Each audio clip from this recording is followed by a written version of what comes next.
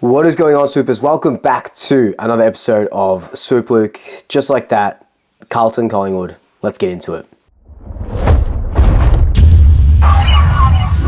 So before we do get into it, of course, these videos are supported by Footy Live, the app. Make sure you download them. Links are down below. Again, thank you so much for, if you're downloading them, thank you so much. And Footy Live, thank you so much for supporting me. But, let's get into this this preview of this big clash. Sunday afternoon, 3:20, MCG, 50% chance of rain, 14 degrees, 90,000 fans packed into the MCG to watch Carlton take on the Pies, our beloved Pies. Now, we know what happened in round 23 last year. We don't really have to delve into it. We won by a point, obviously, knocked Carlton out of the top 8. But that was then, and this is now. We are sitting top of the ladder. We're one game clear on top of the ladder. So we are in a pretty healthy position. We are in a really good position. We're 4 points clear on top of the ladder. Losing this game kind of puts us back into the pack, and everyone else sort of can jump on top of us because our percentage isn't. I think it's the third best percentage in the league or second best percentage, but you know that's what happens. But leading up to this game, we have done a lot right. We came off a really good win against the Giants. I watched that again today. I watched that replay, and everything we did, it was just. So it was champagne footy. I think I said that in my review of that game. It was champagne footy. We were this magpie swarm whenever the other team or the Giants had the ball. We were getting them on the break. We were winning clearances. We were winning turnovers. We kicked 18 goals, 12, 120 points, laid 60 or something tackles. It was a really good four-quarter performance and something that we haven't seen for a very long time. A four-quarter performance like that, not waiting until the end of the third quarter to kind of kick us into gear. And just seeing out the game. Started off really strong and finished off really strong. Before that we had a couple of tight wins. The Adelaide one, the Essendon one, but they're still wins. And you've checked the flip side and you see what Carlton have done in the last few weeks. They started 4-1. They had a really nice sort of lead. I think they're 4-1-4 now. So 4 wins, 1 loss, 4 wins, 1 draw, 4 losses. I think 4-8-9. I think that sounds about right. And they got done by the Bulldogs last week, and they played okay in the last quarter. They really came into their own last quarter. They kicked in front, and then the Bulldogs just kind of ran over the top of them. But Carlton haven't been setting the world on fire in the last, 3 or 4 weeks. But that's kind of scares me, to be honest. Now, you're going to be watching this, what's today, Thursday? You're going to be watching this on Friday because it won't come out until Friday. So the teams will be announced. You would have seen me talk to Blue Abroad about this game. But look, why does it scare me? There is a lot of media talk about how poor and how abysmal Carlton have been, that there's no fight. Michael Voss isn't showing any fight. They've got Charlie Curnow and Harry Mackay who just can't kick goals, 2 Coleman medalists who just absolutely can't kick. Patrick Cripps laid 0 tackles against the Western Bulldogs, and they're urging him to come up, and there's all these articles and blah blah blah. And what I said to Terry still applies. That is giving Carlton ammunition, and I don't mean ammunition in a good way. I mean ammunition in a bad way one of those. You pick which one it works best in this scenario. Ammunition because they are going to come out and prove something to not only the AFL world, but to themselves that they can still contend for a final spot because they're only 9th and that they can still, beat the best. And at the moment, I'm not basing it on anything else besides the ladder and how we're a game clear, we are the best team in the league. And what better way than for Carlton to not only knock off league leaders, but to knock off their arch rivals, It is a round 10 game. To us, it's just literally just a round 10 game, right? It's against our arch enemies, our arch rivals, and that's always a really big game. But it's round 10. It's not even halfway through the season. Carlton, on the other hand, this is pretty much an 8-point game for them. This is an elimination final for them, if not a grand final for them. So that's how they're going to treat it in the build-up. You're seeing all their fans and all their fan accounts and stuff, you know, pumping it up, trying to get a big crowd and a big loud crowd. But it's going to be a really, really tough game, in my opinion. There's a lot of Collingwood supporters, or maybe not a lot, but some Collingwood supporters that I've seen saying it's going to be a big win. We're going to just treat them like we treated GWS last week. But I think it's going to be a lot closer than people think it's going to be. I don't think it's going to be a round 23 repeat where it's 1 point, but round 23 in the sense that it was a really close game, and going by what we've produced this season, what Carlton produced, I think it's going to be another close game.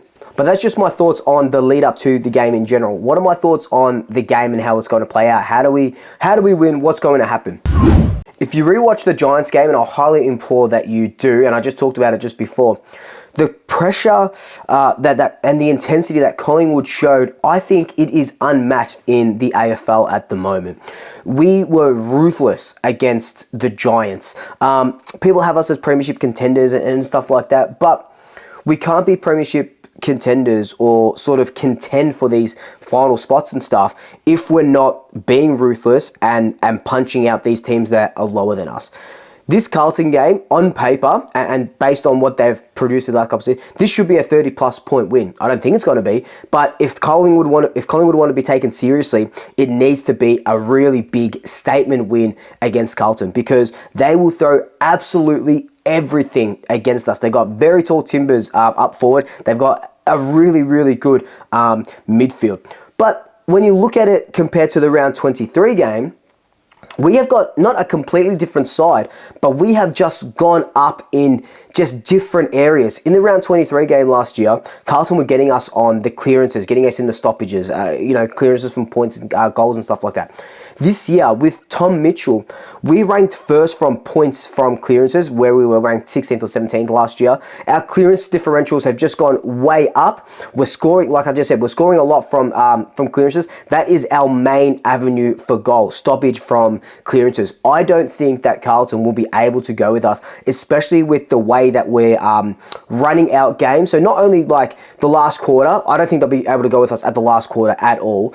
I think we are a lot more fit than them, in the sense that when we're breaking those lines, when we're putting our bodies on the line and we're running, I don't think they'll be able to sort of stop us in that way, because I think that they're going to give us everything they can in the first half and then kind of gas themselves out in the second half. I think they're just kind of literally just run out of gas, because they were going to go hard in the first quarter, hard in the second quarter. I wouldn't be surprised if they're leading at half time.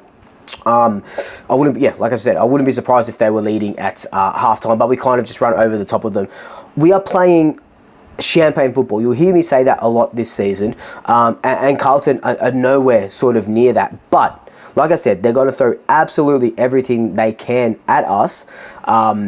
And we should expect that. We shouldn't expect a 50-point win, because it's not going to be that. But if we can create the turnovers, right, we are really, really good at creating turnovers. Not so much from scoring from turnovers. That's a whole different story. But if we can create turnovers with that perceived pressure, with that applied pressure, we doubled the Giants' tackle count last week. I don't think we're going to double Carlton's tackle count this week. But that swarm, that tackling pressure, if we can get those turnovers and we can get the avenues to goal like that, that's going to go a long way of how we win. I just saw on AFL 360 last night, but I watched it today, that David King was saying Carlton are the third worst team for kick-ins and for the opposition scoring from their kick-ins. I think they're negative, I can't remember the stat, negative 30 or no, negative 50 points or something like that.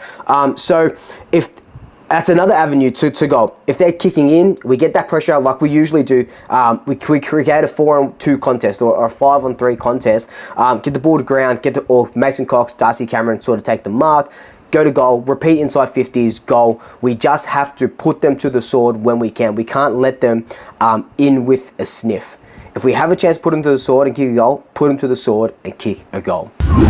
Now, ins and outs for this game. Remember, I'm recording this on a Thursday, so I don't know what's going to happen with the ins and outs. So I'm just going to guess that's going to be 1 in, 1 out. I'm still going to keep this in because it's still content. I think Ruth McInnes comes out as the sub. I think Darcy Cameron goes back in, and I think we're not going to know until the game day, but I think maybe Will Hoskinelli or Markov will be the sub because we need Darcy Cameron to ruck because we want 2 tall timbers floating down back, taking those intercept marks, floating up forward, taking that mark like Cox was doing, who played phenomenal. We need Cox on his best ever game, right? We need him in last week's form against Carlton because, you know, when it goes down there, they do have Harry Mackay. They do have Charlie Curnow.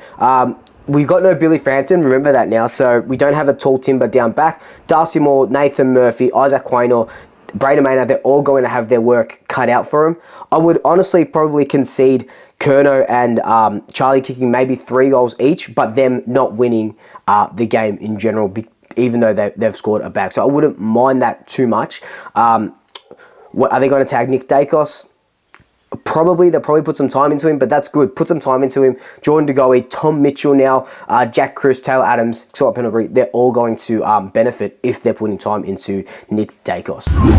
My big call and predictions. So I'll start with my prediction first. I think Collingwood are going to win. I think I said on Terry's stream 14 points, but I'm going to revise that, or 15 points. I'm going to revise that, and I'm going to say it might be about a 3-goal win. It might be 19, 20 points win. My big call, though, I think Ginnivan might have a day out. I think he's going to kick 4 goals and kind of just, you know, foot on the neck to Carlton. Look, but honestly, I really just hope we beat them. Like, they're our arch rivals, and look, losing wouldn't be a big problem, but winning, just beating them and sort of putting a nail in their coffin would be nice. But either way, it is going to be an absolutely ridiculously good game. I can feel it. I'm excited. I'm giddy with excitement. I've got butterflies. I'm nervous. I'm all of these feelings. I think it's going to be a really, really, really fantastic game, and I can't wait, and I'll see you on Sunday. But like, comment, subscribe, tell your family, tell your friends, tell your pets, and until next time, double shackers.